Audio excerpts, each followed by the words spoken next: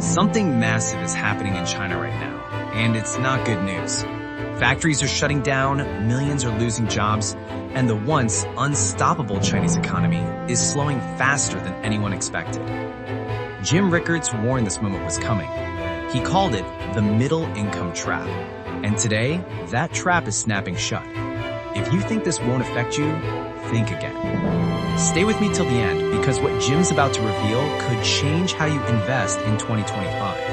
And before we dive in, don't forget to hit like, subscribe, and turn on notifications so you never miss the truth the mainstream media won't tell you. Now, let's hear from Jim Rickards himself. There's something in economics called the middle income trap, which is you can get from low income to middle income pretty directly, assuming you're not utterly corrupt. You bring people in from the cities, you bring people in from the country, you bring them into the cities, you build housing. There's nothing luxurious about it. It's not much more than a dormitory, but they have housing, they have public transportation, they can get to work. They do assembly style manufacturing. We're not talking about, the German auto industry. We're talking about like Lego style manufacturing. We put things together. The people say, well, they make iPhones. Well, they do make iPhones, but all the parts are made elsewhere. They're made in Germany, South Korea, Japan, and elsewhere, actually 26 countries for the iPhone. And China just puts them together. It kind of assembles a case on it and ships it out. So that's, I don't want to say easy, but that's pretty direct. But then the question is, how do you get from there to high income? Meaning, $20,000 a year per capita or higher. The answer is you can't do it the way I just described. That's middle income. To get to high income, you have to have high technology and high value added. You have to invent stuff. You have to find things that are highly scalable, that are original. The Chinese are not good at that, and neither is anybody else. There are only a couple of countries that have ever pulled this off. Singapore is one, Hong Kong, Taiwan, Japan, although Japan's, they had a highly educated population before World War II. They were decimated in World War II, but then when they came back, they had a lot of foreign investment, but they had a well-educated population. So it's very hard to do. So China's stuck there. So you can't just take those growth figures and go, by 2031, they'll pass this. What's happened is it's leveled off. Now, China has slowed down a lot. They've gone from 10% to 7% in terms of annualized growth. They've gone from 10% to 7% to 5%. They're stretching right now to get to 5%. And then in addition to that, you have to look at the components of growth. So there's consumption, investment, government spending, and net exports. And there are many subcomponents in that, including inventories and a lot of other categories. But China, the United States, for example, is about 70% consumption and 25% investment. And then the rest is government spending and net exports, which are very small factors. I know we have $1 trillion deficit, but we get a certain amount of that's $1 trillion in the context of a $23 trillion or $25 trillion economy. So it's not a big factor. But with China, it's different. Their consumption factor is down around 25%, but their investment factor is 45%. Now, investment's not a bad thing if it's productive. If you're going to invest in things that have higher output than the cost of funding, that's a good thing. You'll grow. It's not even a Keynesian multiplier. It's just a smart investment. And that's true for some infrastructure and building your first airports and your first high-speed railroads and all that. But China has gone way, way, way overboard in non-productive ways. Again, I mentioned I've been to China a number of times. I've seen these ghost cities. I've been in them. I've walked through empty buildings, and the Chinese, the communist people with me, they tell me, well, we're going to fill this up. This is the future Los Alamos of China, whatever. I'm like, guys, there's nobody here. Yeah.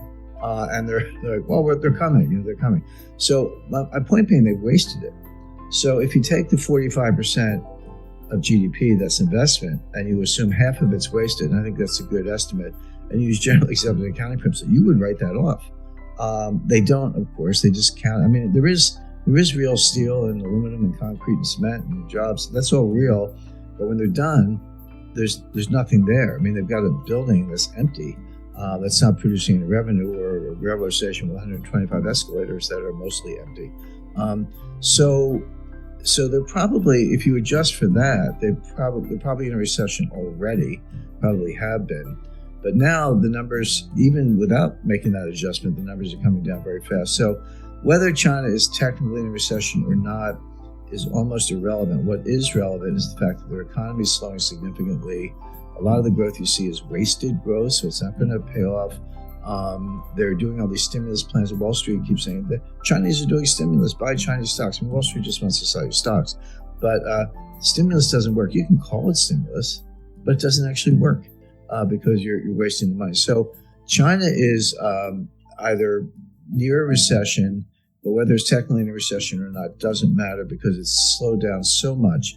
It's not going to contribute to world growth, and the Chinese will barely be able to kind of take care of themselves, let alone dominate the world, which put Xi in a box because the Chinese have a concept called the mandate of heaven, very intangible, very kind of spiritual, whatever. But in effect, do the people believe in the leadership? That's the mandate of heaven. If you lose it, you're done. And Xi, a lot of senior people are disappearing. They're either being killed or imprisoned or demoted if they're lucky or put in jail, whatever. So those are signs of a guy who's not very secure. So I don't, as much as Xi rings around Biden at the summit, I don't put a lot of stock in China. I think they're slowing down a lot and they're going to take the world with it. What do you think? One last question on China. What do you think their next move is? They don't have any moves because they're an export powerhouse. But the smart U.S. companies, and there are a lot of them, they're moving to India. Apple's moving to India.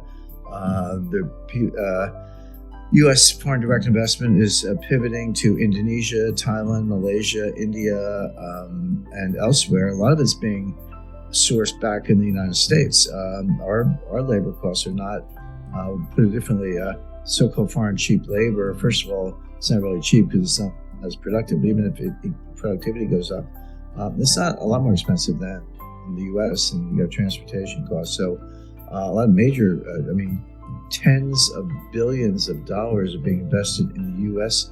semiconductor industry in places like Arizona, Oregon, Texas. Elsewhere, that money's not going to China, whereas it might have in a different time. So, and if China relies on exporting to the rest of the world, what happens when the rest of the world slows down and they don't buy their exports? And then China they never brought up their consumption game. They wasted the investment game. And foreign investment starts to move elsewhere. What are they going to do?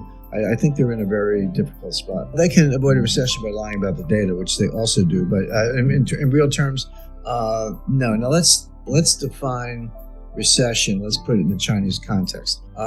China had been growing at double digits, 10% or more, sometimes 15% per year, compounded for 15 years, going all the way back to 1990. 1994 was really the takeoff point. Deng Xiaoping did some major reforms beginning as early as 1979.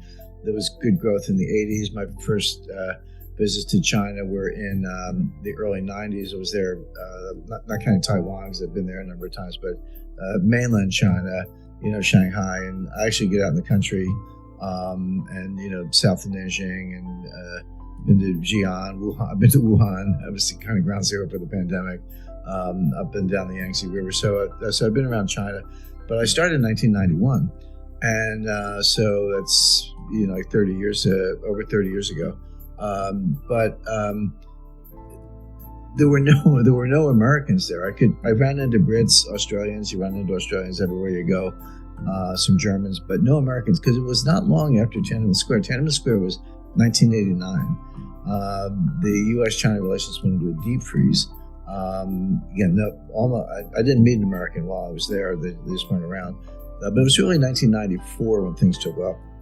And through 2008, China just grew enormously from a very low base. So you get that kind of double-digit compounding. Yeah, that's an enormous growth, but from a low base. But if you go back to 2007, kind of before the global financial crisis, if you picked up The Economist or the Financial Times or the New York Times, whatever, they would say, well, China's going to surpass the United States in terms of economic output And they were even giving dates, which is a simple extrapolation from the data. They're saying in 2031, 2032, whatever it was, the U.S. is growing like this, China is growing like this, and China's going to surpass. And I said at the time that was nonsense. And the reason is that, yeah, that was the growth track record, but you can't just extrapolate